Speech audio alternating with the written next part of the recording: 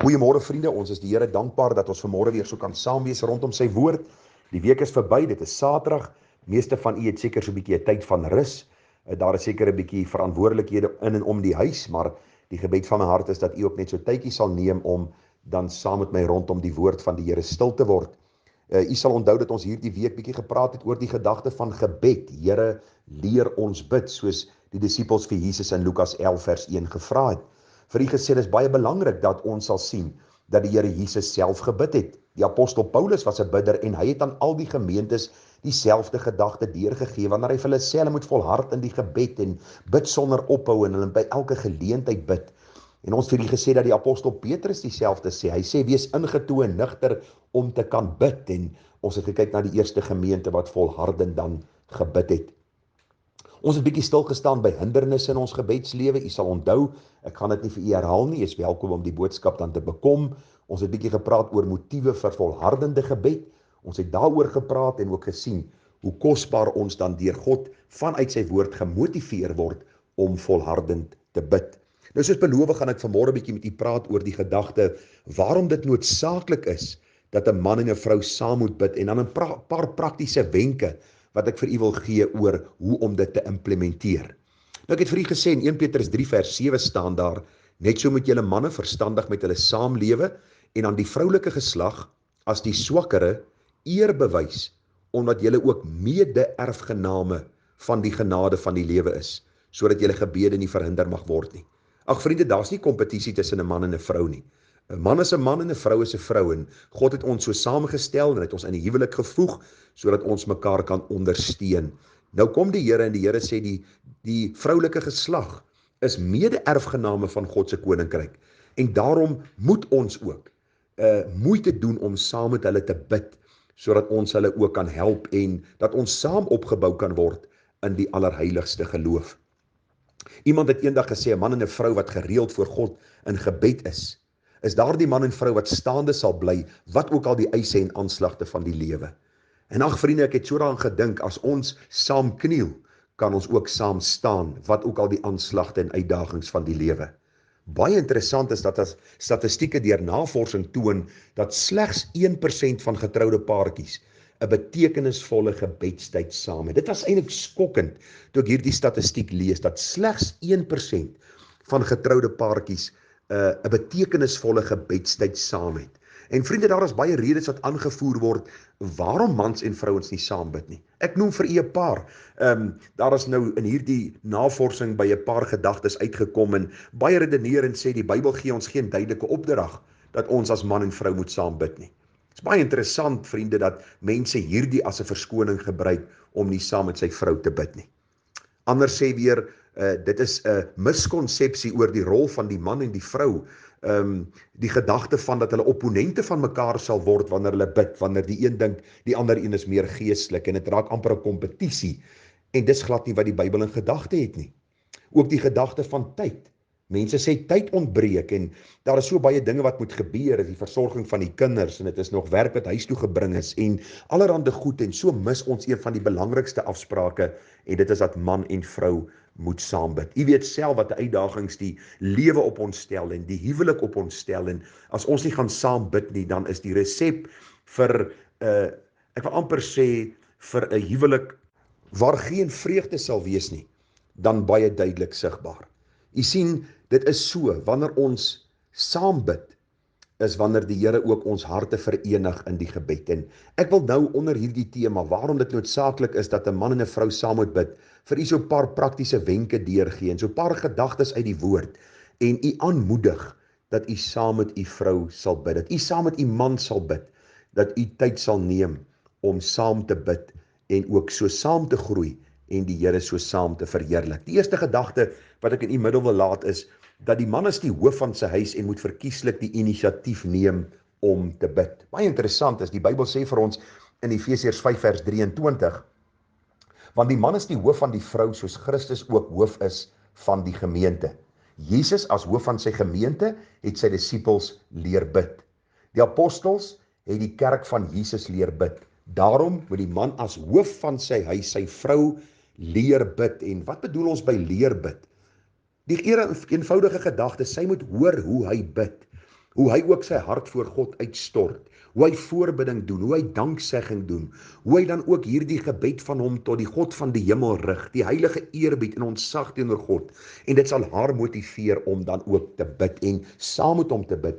Sy sal baie duidelik sien dat gebed nie 'n kompetisie is en wie die mooiste woorde en die langste gebed bid nie, maar juist die teenoorgestelde, dat dit 'n hartsgesindheid is wat in harmonie met die hemel is om te sê, Here, ek het nodig om saam met my vrou te bid, sodat ons saam kan opgroei in die allerheiligste geloof. En terwille van tyd gaan ons 'n tweede motivering moet u hanteer, en dit is om vandag te begin. Jy weet, baie keer sê paartjies vir mekaar, weet jy, ons sal volgende week maandag gaan ons begin saam bid. En dan kom die maandag en die maandag gaan en hulle sê, okay, ons sal Vrydag begin of ons sal weer die maandag daarna begin. En daar's 'n ou spreekwoord wat sê van uitstel kom afstel. En ag vriende, ons het nodig om vandag saam te begin bid. Dit is noodsaaklik om te sien dat die Here vir ons baie duidelik sê, vandag as julle sy stem hoor, verhard julle harte nie. Dit is so dat die Here hier in besonder praat met die volk Israel, maar ook met ons vandag. Dat ons sal besef dat gebed, 'n gesonde gebedslewe, 'n gesonde huwelikslewe ook na vore sal bring.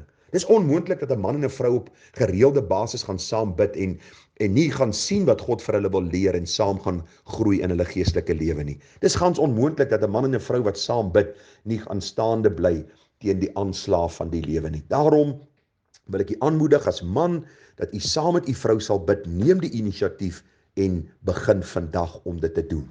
'n Volgende gedagte wat ek in u middel wil laat is, poog om elke dag saam te bid. Die Here sê daar in Efesiërs 5 vers 16, en koop die tyd uit, omdat die dae boos is.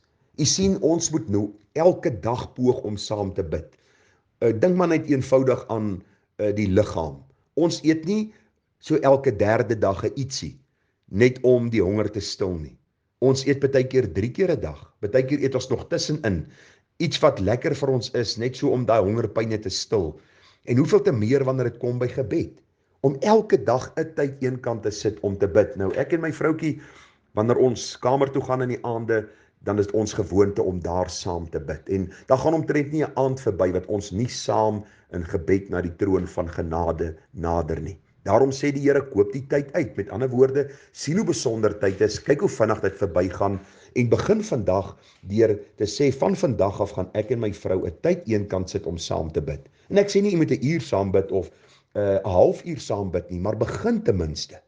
En ag, begin die Here dank uit u hart vir wie hy is, en dank die Here vir jou vrou en vir jou man, en dank die Here vir die voorregte, en dank die Here vir die woord, en u kan u gebed dan bid vanuit u hart soos u goed dink, soos die Gees vir u ook lei, maar onthou net een ding, is nodig om elke dag saam te bid. 'n Volgende gedagte is, wees natuurlik in jou gebedslewe. Met ander woorde, moenie hoogdrawende woorde probeer gebruik om jou man of jou vrou te probeer beïndruk nie. Die Bybel sê vir ons in Romeine 8:26, en net so kom ook die Gees ons swakhede te hulp, want ons weet nie reg wat ons moet bid nie. Maar die Gees self tree vir ons in met onuitspreeklike sigtinge, en hy wat die harte deursoek, weet wat die bedoeling van die Gees is, omdat hy ooreenkomstig die wil van God vir die heiliges intree. U sien, die Here word nie beïndruk met mooi woorde nie. Hy word nie beïndruk met lang gebede en gebede wat onopreg en oppervlakkig is, net om tyd te verwyl nie. Elke bidder moet na die Here nader in gees en in waarheid. En ek onthou so vroeg in my getroude lewe hoe my vrou bang was om voor my te bid. En ek moes haar geleer het dat my gebed en haar gebed word deur God gehoor, want hy hoor in die eerste plek ons harte en hy sien van watter gesindheid en van waar die gebed kom, en so kan ons die Here dan ook verheerlik. Ag vriende, nog 'n motivering is, moenie in jou gebede preek of skimp nie. Baie kinders van die Here en baie mans en vrouens wil nie saam bid nie. Waarom nie? Want die een skinder van die ander een in die gebed. O Here, u weet, ek het so 'n probleem vandag met my vrou gehad, want sy was vandag so ietsie grimmig gewees, en ek wil u vra dat u tog haar hart vir haar sal verander. Ag vriende, as jy nou oorlog wil hê, dan moet jy so bid. Wanneer ons bid, is ons nie daarom te skimp of iets in gebed deur die troonkamer vir my vrou of my man te sê nie. Ons moet, die Bybel sê, bely mekaar julle misdade en vergeef mekaar as die een teen die ander klag het, en ons doen dit nie in die gebed nie. Wanneer ons bid, bid ons tot die God in die verborgene, en hy sal ons in die openbaar vergelde en ons gesindheid is altyd edel en rein om die Here te verheerlik. En nog 'n gedagte wat ek vir u wil deurgee, suiwer die atmosfeer voor u saambid.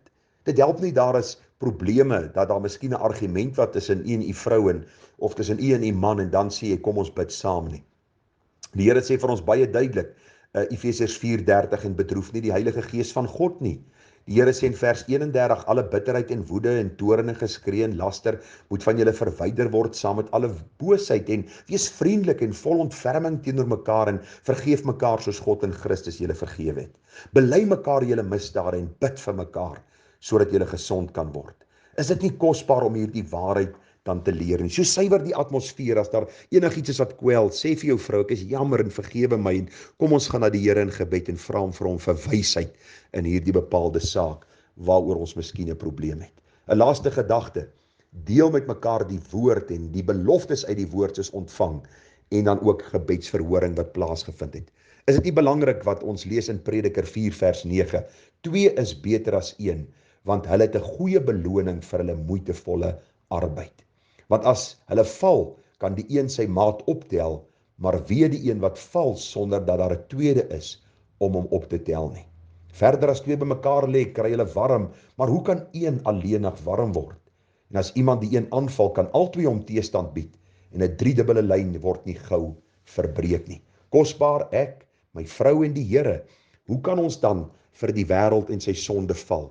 As ons getrou vir mekaar bid en mekaar herinner aan die beloftes in die woord van die Here en ook wanneer daar gebedsverhoring plaasgevind het, vir mekaar sê daarvan, dink hoe kosbaar sal hierdie tye wees. Laat ek vir u vanmôre sê, jy sal so opgewonde wees dat jy daai tyd nie wil mis om saam met jou vrou te bid nie. Daarom kom ons gee gou vir u net die kort gedagte. Dis noodsaaklik dat ons as man en vrou saam sal bid. Waarom? Want ek dink dit is 'n baie duidelike skriftuurlike gedagte, want soos Christus as hoof van die gemeente dan sy gemeente geleer bid het, so met die man as hoof van sy huis ook sy vrou help in haar gebedslewe. Begin vandag was een van die gedagtes wat ons hanteer het. Probeer om elke dag saam te bid en wees natuurlik in jou gebede, moenie jou gebede preek of skimp nie en suiwer die atmosfeer voor u saam bid en deel met mekaar die woord of die beloftes ontvang en gebedsverhoring wat plaasgevind het. En mag die Here vir jou en vir my genade gee dat ons van vandag af sal saam bid en die Here sal eer vir die voorreg om dan te bid, saam met my vrou of saam met my man te bid en die Here ook so te verheerlik. Mag die Here ons genade gee dat ons hierdie kort gedagtes, dat ons hierdie week hanteer het, ter harte te neem en dat ons elke dag sal uitroep, Here, leer my bid. Ons sal nooit op hierdie aarde volmaak kan bid nie, maar deurgaans pleit, Here, leer my sodat ek meer volwassenheid in my gebedslewe kan verkry om u dan meer te verheerlik. Baie groete, baie seënings en ons bid dat die Here vir u dan ook sal veilig hou en môre dan saam met ons in sy huis sal bring. Seën vir u, tada.